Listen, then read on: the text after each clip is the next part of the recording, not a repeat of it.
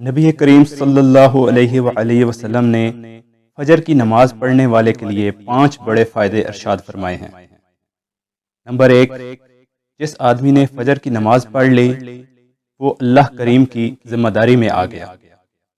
Number 2، جس آدمی نے عشاء کی نماز با جماعت ادا کی تو گویا اس نے آدھی رات عبادت کی، اور جس نے فجر کی نماز بھی با جماعت ادا کی تو گویا اس نے ساری رات قیام کیا۔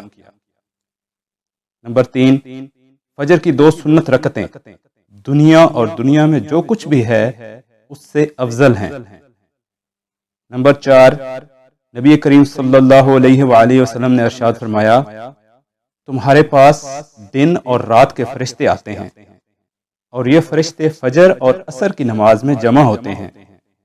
جب یہ فرشتے اللہ کریم کے پاس جاتے ہیں تو اللہ کریم سب جاننے کے باوجود ان فرشتوں سے پوچھتے ہیں کہ جب تم میرے بندے کے پاس سے آئے تو اس کو کس حال میں چھوڑا؟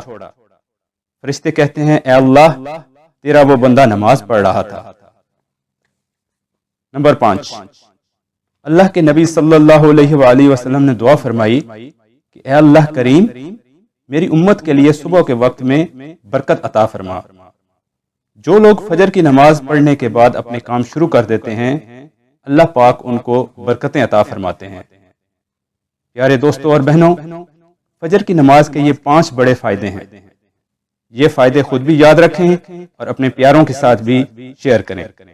اللہ کریم اپنے فضل و کرم سے ہمیں بھی یہ فائدے اٹھانے کی توفیق عطا فرمائے۔ آمین ثم آمین۔